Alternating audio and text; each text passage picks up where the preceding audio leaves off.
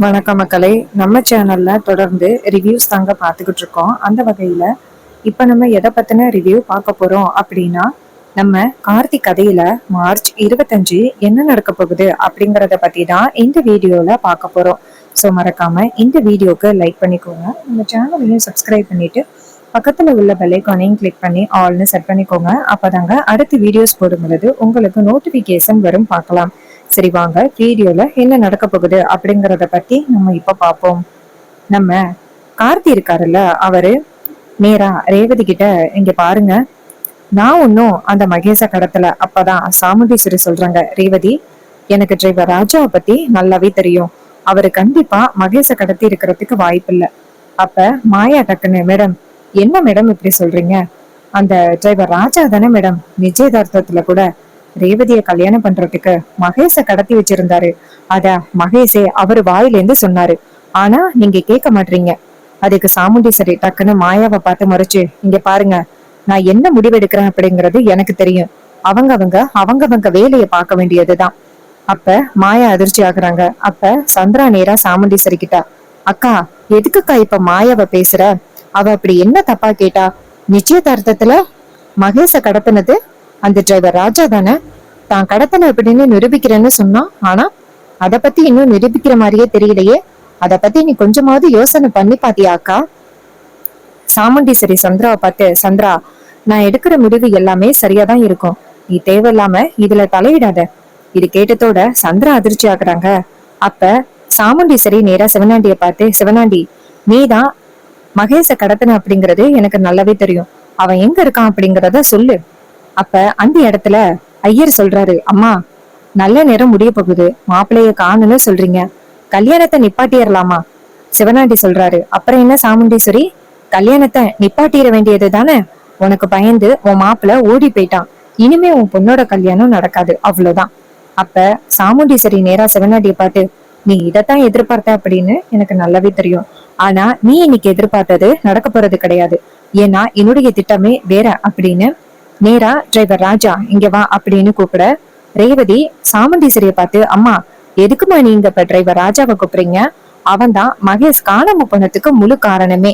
அவனை எதுக்கு கூப்பிடுறீங்க? சாமுண்டீஸ்வரி ரேவதிய பார்த்து, ரேவதி, உனக்கு நல்லது கெட்டது என்ன அப்படிங்கறது எனக்கு நல்லா தெரியும். அதனால நீ அமைதியா இரு ரேவதி. அப்ப ரேவதி சொல்றாங்க, அம்மா, என்னம்மா உங்க பொண்ணுகிட்டயே இப்படி பேசுறீங்க? சாமுண்டீஸ்வரி சொல்றாங்க, இங்க பாரு ரேவதி, நீ அமைதியா இரு. உனக்கு நல்லது எது கெட்டது எது அப்படிங்கறது தெரியாது. வெளுத்ததெல்லாம் பால் அப்படின்னு நம்பிக்கிட்டு இருக்க. தேவையில்லாம பேசாம அமைதியா இரு. அப்ப மாயா நேரா ரேவதி பக்கத்துல வந்துட்டு, மேடம், நான் அப்பவே சொன்னேன்னு இந்த கல்யாணம் நடக்காது. அந்த டிரைவர் ராஜா எங்களை பத்தி உங்க அம்மா கிட்ட சொல்லிட்டான். உங்க அம்மா நம்பலன்னு சொன்னது எல்லாமே பொய். எப்படி ஒரு பெத்த தாய்கிட்ட ஒருத்தவங்களை பத்தி தப்பா சொன்ன பிறகு அவங்களையே கல்யாணம் பண்ணி வைக்கணும்னு எப்படி முடிவு பண்ணுவாங்க? இது எல்லாமே அந்த டிரைவர் ராஜாவோட திட்டம். கடைசியில ஜெயிச்சுட்டான் மேடம். இப்ப அந்த டிரைவர் ராஜா தான் உங்க கழுத்துல தாலி கட்ட போறான். இது கேட்டதோட ரேவதி மாயா கிட்ட, இங்க பாருங்க, கண்டிப்பா அப்படியெல்லாம் ஈஸியா என் கழுத்துல யாரும் தாலி கட்டிட முடியாது. நான் இந்த கல்யாணத்துக்கு ஒத்துக்கிட்டாதானே அம்மா என்ன முடிவெடுத்தாலும் எல்லாத்துக்கும் சரி சரின்னு தலையாட்ட முடியுமா? அப்ப மாயா சொல்றாங்க, மேடம், நீங்க தான் இப்படி சொல்றீங்க. மகேஸ்வரி எங்க போனானே தெரியல. அவனுக்கு இப்ப என்ன ஆச்சுன்னு தெரியல. ரேவதி சொல்றாங்க, மகேஷ் எங்க இருக்காரு அப்படிங்கறத நான் கண்டுபிடிக்கிறேன் அப்படின்னு நேரா சாமுண்டீஸ்வரி கிட்ட, அம்மா, இந்த டிரைவர் ராஜாவை தான் நீங்க விசாரிக்கணும். அதை விட்டுட்டு சிவனாண்டி கிட்ட பழி சொல்லிக்கிட்டு இருக்கீங்க. அப்ப சாமுண்டீஸ்வரி ரேவதியை பார்த்து, இங்க பாரு ரேவதி, நீ வந்துட்டு டிரைவர் ராஜா மேல இப்படி தவறு சொல்றது எனக்கு ரொம்ப ஆச்சரியமா இருக்கு. ஏன்னா இத்தனை நாளும் டிரைவர் ராஜாவுக்கு நீ சப்போர்ட் பண்ணிக்கிட்டு இருந்த. இப்ப எப்படி திடீர்னு டிரைவர் ராஜாவை பத்தி உன்னால தப்பா சொல்ல முடியுது? அப்ப ரேவதி சொல்றாங்க, அம்மா, நான் ஒன்னும் தப்பா சொல்லல, சரியாதான் சொல்றேன். நான் இத்தனை நாளும் கண்மூடித்தனமா அவரை நம்பினது தப்புன்னு இப்பதான் தோணுது. நீங்களும் அவரை இப்படி கண்மூடித்தனமா நம்பிக்கிட்டு இருக்கீங்க. அம்மா, இதுக்கு மேல நம்பாதீங்க தயவு செஞ்சு. அவன் நல்லவனே கிடையாது. அப்ப சிவனாண்டி சொல்றாரு, சாமுண்டீஸ்வரி, நல்ல நேரம் முடிஞ்சு போச்சு, உன் பொண்ணை கூட்டிக்கிட்டு வீட்டுக்கு போ. அப்ப ஐயர் சொல்றாரு, அம்மா, இன்னும் 10 நிமிஷம் தான் அம்மா இருக்கு, அதுக்குள்ள கல்யாணம் நடக்கணும். அப்ப சாமுண்டீஸ்வரி ஐயரை பார்த்து, இங்க பாருங்க, இந்த கல்யாணம் எக்காரணம் முன்னிட்டு நடக்காது. எனக்கு பிடிச்ச ஒருத்தவனை தான் நான் ரேவதிக்கு கல்யாணம் பண்ணி வைக்க போறேன். அப்ப ரேவதி அதிர்ச்சி ஆகுறாங்க. மாயாவும் ஷாக் ஆகுறாங்க. சாமுண்டீஸ்வரி நேரா கார்த்திகிட்ட போயிட்டு, இங்க பாருப்பா டிரைவர் ராஜா, நீ என் பொண்ண கல்யாணம் பண்ணிக்கோ. அப்ப கார்த்தி அதிர்ச்சி ஆகி, மேடம், என்ன சொல்றீங்க? சாமுண்டீஸ்வரி கார்த்திகிட்ட, இங்க பாருப்பா டிரைவர் ராஜா, என் கௌரவத்தை காப்பாற்ற வேண்டிய சூழ்நிலையில நீ இருக்க. ஒரு பக்கம் சிவனாண்டிய பாத்தியா, இந்த கல்யாணம் நடக்காது அப்படின்னு என்னை அவமானப்படுத்துறதுக்காக இருக்கான். என் பொண்ணோட கல்யாணம் இங்க நின்னு போனுச்சுன்னா மறுபடியும் நடக்கிறதுக்கு வாய்ப்பே இல்லை. என் பொண்ணோட வாழ்க்கைய நீதான்ப்பா காப்பாத்தணும். உன் மேல எனக்கு முழு நம்பிக்கை இருக்கு. நீ என் பொண்ண நல்லபடியா பாத்துப்ப, நேர்மையானவன் அப்படின்னு எனக்கு நம்பிக்கை இருக்கு. நீ ரேவதியோட கழுத்துல தாலி கட்டு, ரேவதிய நான் சம்மதிக்க வைக்கிறேன். அப்ப கார்த்தி சொல்றாரு, மேடம், உங்களோட கௌரவத்தை காப்பாத்துறதுக்கு வேணும்னா இந்த கல்யாணத்துக்கு நான் ஒத்துக்கிறேன். இது கேட்டதோட மாயா அந்த இடத்துக்கு வந்துட்டு, என்ன மேடம், இது ரொம்ப அநியாயமா இருக்கு. உங்களுக்கு முன்னாடியே இந்த டிரைவர் ராஜாவை பிடிச்சிருந்துச்சு அப்படின்னா முன்னாடியே அவங்க 2 பேருக்கும் கல்யாணத்தை பண்ணி வைக்க வேண்டியது தானே. எதுக்கு எங்களை நடுவுல பகடைக்காயா பயன்படுத்துனீங்க?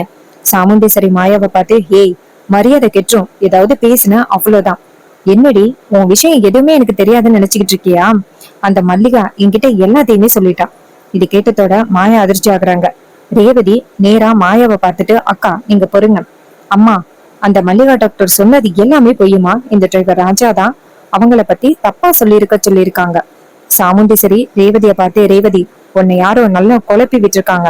தேவையில்லாம கண்டவங்க சொல்றத நம்பி உன் வாழ்க்கையை கெடுத்துக்காத.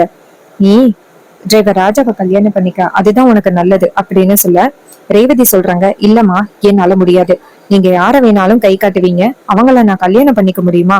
இது வாழ்க்கைமா, உங்க பேச்சை எல்லாத்தையுமே நான் கண்மூடித்தனமா நம்புவேன்னு நினைக்காத. அப்ப ரோஹிணி அந்த இடத்துக்கு வந்துட்டு, ரேவதி, அம்மா ஒரு முடிவெடுத்தா கண்டிப்பா அதுல ஒரு காரணம் இருக்கும்.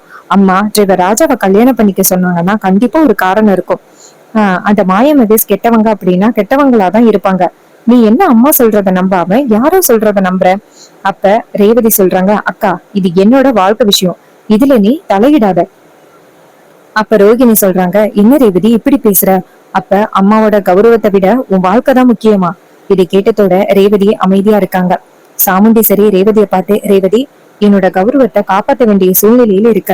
அங்க பாத்தியா சிவனாண்டி, நான் எப்ப தோப்பேன், எப்ப என்ன அவமானப்படுத்தலாம் அப்படின்னு காத்துக்கிட்டு இருக்கான்.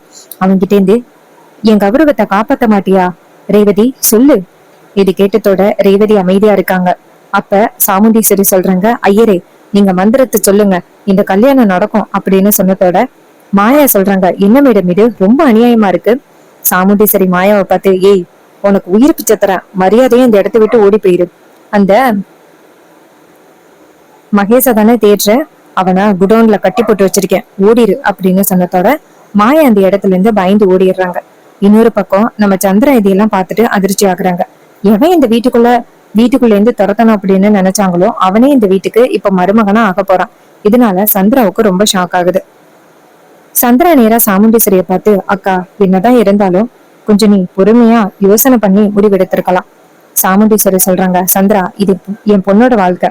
நான் ரொம்ப நாளா யோசனை பண்ணி எடுத்ததை தான் நான் முடிவு பண்ணிருக்கேன். நீ தேவையில்லாம கவலைப்படாத அப்படின்னு சொன்னதோட சந்திரா ரொம்ப ஷாக் ஆகுறாங்க. சிவனாண்டி இதையெல்லாம் பார்த்துட்டு அதிர்ச்சி ஆகுறாரு. அப்ப சிவனாண்டி சாமுண்டீஸ்வரிய பார்த்து, என்ன சாமுண்டீஸ்வரி, கடைசியில உன் வீட்டு வேலைக்காரன உன் பொண்ணுக்கு கல்யாணம் பண்ணி வைக்கிற மாதிரி ஆகிருச்சா? சாமுண்டீஸ்வரி சிவனாண்டிய பார்த்து, இங்க பாரு, அவன் வேலைக்காரனா இருந்தாலும் வீரன் உன்ன மாதிரி கோலை கிடையாது. இத சொன்னதோட சிவனாண்டி அசிங்கப்படுறாரு. அப்புறமா ரேவதி நேரா மணமேடையில போய் உட்கார்றாங்க. கார்த்தி பட்டு வெட்டி பட்டு சட்டை போட்டுக்கிட்டு வர மயில்வாகனம் கார்த்தியை பார்த்து, இங்க பாருப்பா, நாங்க தான் சொன்னோம்ல, நீ தான் ரேவதியோட கழுத்துல தாலி கட்ட போற அப்படின்னு, பாத்தியா, அதான் நடக்குது. கடவுள் போட்ட முடிச்ச என்னைக்குமே மாத்த முடியாது கார்த்தி. அப்ப கார்த்தி சொல்றாரு, இங்க பாருங்க, எனக்கு இப்ப கூட இதுல விருப்பமே இல்லை. ஆனா அத்தை சொன்னாங்க, அத்தையோட கௌரவத்தை காப்பாத்துறதுக்காக மட்டும்தான் இந்த கல்யாணத்துக்கு ஒத்துக்கிட்டேன். அப்ப ராஜராஜா சொல்றாரு, எது எப்படியோ மாப்பிள்ள, நீங்க கல்யாணத்துக்கு ஒத்துக்கிட்டீங்களே, அதுவே போதும் எனக்கு. இது கேட்டதோட கார்த்தியும் சரி அப்படின்னு சொல்லிட்டு மணமேடைக்கு போறாரு.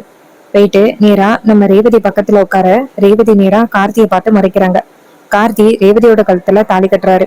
அப்ப ரேவதி நேரா கார்த்தியை பத்தி என்ன யோசிக்கிறாங்கன்னா, எங்க அம்மாவை ஏமாத்தி வேணும்னா நீ என்ன கல்யாணம் பண்ணிருக்கலாம், ஆனா என்ன ஏமாத்த முடியாது. நீ எப்படிப்பட்ட துரோகத்தை பண்ண அப்படிங்கறது எனக்கு நல்லாவே தெரியும். உன்னை காலம் ஃபுல்லா மன்னிக்க மாட்டேன் அப்படின்னு ரேவதி கோவப்படுறாங்க. அதுக்கப்புறமா தாலி கட்டி முடிச்சதோட சாமுண்டீஸ்வரி நேரா பரமேஸ்வரி கிட்ட போயிட்டு, ஏ பரமேஸ்வரி, என்ன சொன்ன?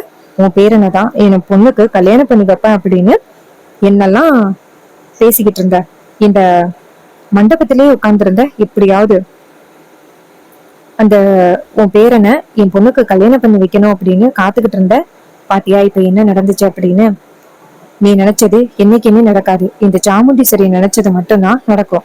நான் ஆசைப்பட்ட மாதிரியே என் பொண்ணுக்கு சரியான ஒரு மாப்பிள்ளைய தேர்ந்தெடுத்துட்டேன்.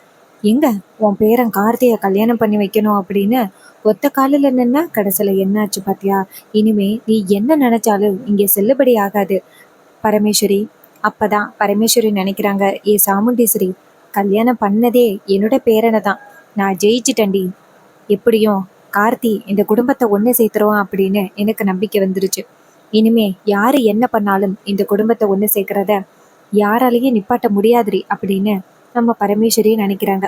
சாமுண்டீஸ்வரி பரமேஸ்வரிய பார்த்து, இங்க பாரு, கல்யாணத்துக்கு வந்துட்டமே, நம்ம நினைச்ச மாதிரி கல்யாணம் நடக்கலையே அப்படின்னு சாப்பிடாம போயிடாத, நல்லா வயிறு நிறையா சாப்பிட்டுட்டு போ. இதை கேட்டுட்டு பரமேஸ்வரி மனசுக்குள்ள நினைக்கிறாங்க, சாமுண்டீஸ்வரி உன் ஆணவத்தை இன்னும் கொஞ்ச நாள்ல என் பேரன் கார்த்தி கண்ட்ரோல் பண்ண தான் போறான், நீ பார்க்க தான் போற அப்படின்னு. இன்னொரு பக்கம் ரேவதி கார்த்தியை பார்த்து முறைக்கிறாங்க. ரேவதி நேராக கார்த்தியை பார்த்து, இங்கே பாருப்பா டிரைவர் ராஜா, நீ இப்படி பண்ணுவ அப்படின்னு நான் கொஞ்சம் கூட எதிர்பார்க்கவே இல்லை. இப்படி ஒரு எண்ணத்தை மனசுக்குள்ள வச்சுக்கிட்டு தான் இத்தனை நாளும் நீ என்கிட்ட பழகுனியா? நான் உன்னை முழுசா நம்பினேன். ஆனா நீ இப்படிப்பட்ட ஒரு துரோகத்தை பண்ணுவ அப்படின்னு நான் எதிர்பார்க்கல. உன் முகத்துல எனக்கு முழிக்கவே எனக்கு ரொம்ப கேவலமா இருக்கு அப்படின்னு சொல்ல, கார்த்தி சொல்றாரு, இங்க பாருங்க ரேவதி அம்மா, நான் உங்களை கல்யாணம் பண்ணணும் அப்படின்னு நினைச்சு ஆசைப்பட்டு ஒன்றும் இதை எதுவும் பண்ணல. உங்க அம்மாவோட கௌரவத்தை காப்பாற்றணும் அப்படிங்கிறதுக்காக தான் பண்ணேன். அப்ப ரேவதி சொல்றாங்க, போதிஜா ராஜா நிப்பாட்டு, நீ இதே மாதிரியே சொல்லி என்னை நல்லா ஏமாத்தலான்னு இருக்க. இது மாதிரி எங்க அம்மாவையே ஏமாத்திட்டியல்ல. எங்க அம்மா எவ்வளவு பெரிய ஆளு, அவங்களையே நீ ஏமாத்திருக்கன்னா நீ சாதாரண ஆள் கிடையாது. நீ கண்டிப்பா ரொம்ப பெரிய திட்டம் போட்டுக்கிட்டு தான் இந்த வீட்டுக்குள்ள வந்திருக்க. உன்னோட திட்டம் என்ன அப்படிங்கிறத கூடிய சீக்கிரம் கண்டுபிடிக்கிறேன் அப்படின்ட்டு கோவமா ரேவதி அந்த இடத்துல இருந்து போறாங்க. மயில் வாகனம், நம்ம ராஜராஜா எல்லாரும் இங்கேருந்து வந்து கார்த்தியை பாக்குறாங்க.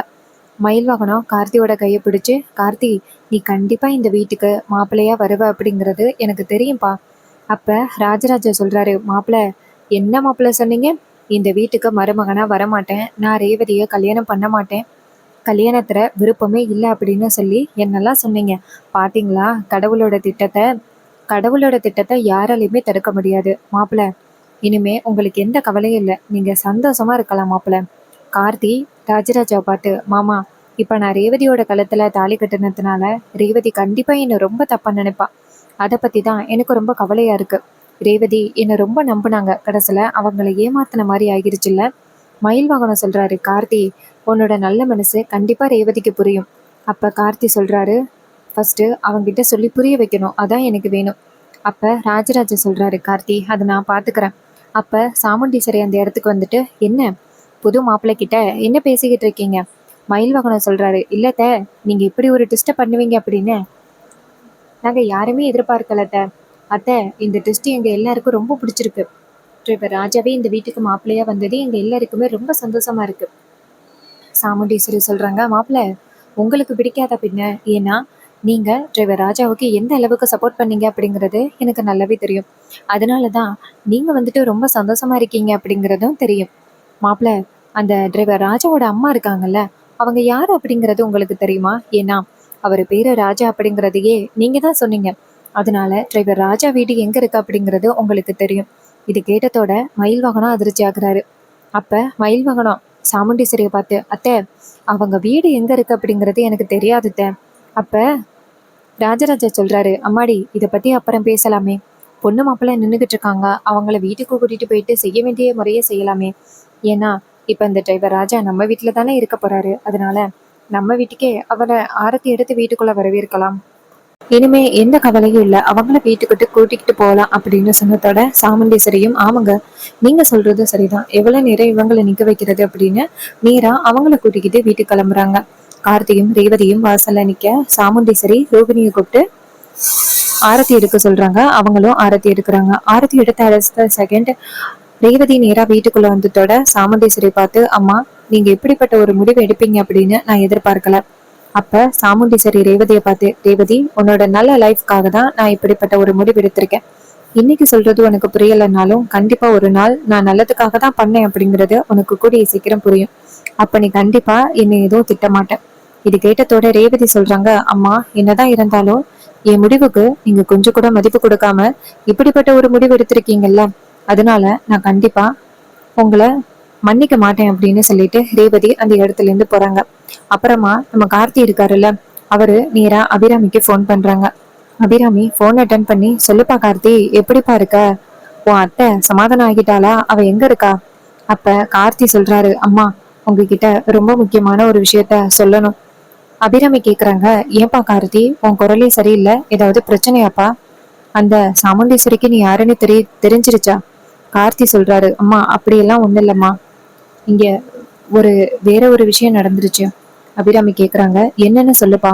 கார்த்தி சொல்றாரு, சூழ்நிலையால ரேவதியை கல்யாணம் பண்ண வேண்டிய கட்டாயம் வந்துருச்சு. இது கேட்டதோட அபிராமிக்கு எல்லையில்லா சந்தோஷம். என்னப்பா கார்த்தி, இதை போயிட்டு சாதாரண விஷயம்னு சொல்ற? நீ மருமகளை வீட்டுக்கு கூட்டிட்டு வாப்பா. கார்த்தி சொல்றாரு, அம்மா இன்னும் நான் கார்த்தி அப்படிங்கிறது அத்தைக்கும் தெரியாது, ரேவதிக்கும் தெரியாது. தெரிஞ்சா அதுக்கப்புறம் எப்படி பிரச்சனை ஆகும்னு தெரியல. அபிராமி சொல்றாங்க, எனக்கு என்ன கவலை தெரியுமா கார்த்தி, உன் கல்யாணத்தை, அதாவது தீபாவுக்கும் உனக்கும் நடந்த கல்யாணத்தை என்னால பார்க்க முடியல. இப்ப மறுபடியும் உனக்கு கல்யாணம் நடந்திருக்கு, அதையும் என்னால பார்க்க முடியாம போயிட்டு. கார்த்தி சொல்றாரு, அம்மா இந்த கல்யாணமே விருப்பம் இல்லாம கல்யாணமா தான் நடந்திருக்கு. ரேவதி வந்துட்டு என்ன தப்பா நினைச்சுக்கிட்டா, நான் அவளை மேரேஜ் பண்றதுக்காக ஆசைப்பட்டேன் அப்படின்னு தப்பா நினைச்சுக்கிட்டா. அவளை நான் எப்படி சமாதானப்படுத்த போறேன் அப்படிங்கறதே எனக்கு தெரியல. இது கேட்டதோட சாமுண்டீஸ்வரி சொல்றாங்க, இங்க அபிராமி சொல்றாங்க, இங்க பாருப்பா கார்த்தி, நீ கண்டிப்பா நல்லவன் அப்படிங்கறது ரேவதிக்கு புரிய வரும். நீ ரேவதியை வீட்டுக்கு கூட்டிட்டு வா. இது கேட்டதோட கார்த்தியும் சரி அப்படின்னு சொல்ல, நம்ம கார்த்தி வந்துட்டு நேரா ராஜராஜத்தை போயிட்டு, மாமா இது மாதிரி ரேவதிய அம்மா வீட்டுக்கு கூட்டிட்டு வர சொன்னாங்க, ஆனா ரேவதியை எப்படி கூட்டிட்டு போறது? ராஜராஜா சொல்றாரு, மாப்பிள்ள நான் பாத்துக்கிறேன் அப்படின்னு சொல்லிட்டு ராஜராஜா நேரா ரேவதியை போய் பாக்குறாங்க. ரேவதி ராஜராஜாட்ட, என்னப்பா அந்த டிரைவர் ராஜாவை பத்தி நல்ல விதமா என்கிட்ட சொல்றதுக்காக தானே வருவீங்க, நீங்க என்ன சொன்னாலும் கண்டிப்பா அந்த டிரைவர் ராஜாவை நான் என்னைக்கு மன்னிக்க மாட்டேன். அப்ப ராஜராஜா சொல்றாரு, இங்க பாருமா, டிரைவர் ராஜாவோட அம்மா இருக்காங்கல்ல, அவங்க உன்னை பார்க்கணும்னு சொன்னாங்க. சோ அதுக்காக தான் நான் உன்னை கூப்பிட வந்திருக்கேன், நீ போயிட்டு வா. அவங்க ரொம்ப நல்லவங்க. இது கேட்டதோட நம்ம ரேவதி சொல்றாங்க, எனக்கு தெரியும்பா அவங்க ரொம்ப நல்லவங்க அப்படின்னு. ஆனா இந்த டிரைவர் ராஜா அவங்களுக்கு துரோகம் பண்றாரு. பாவம், அவங்களுக்கு எதுவுமே வாங்கி கொடுக்காம ரொம்ப கொடுமைப்படுத்துறாங்க. இப்படி எல்லாம் இவர் இருப்பாரு அப்படின்னு நான் கொஞ்சம் கூட எதிர்பார்க்கவே இல்லை.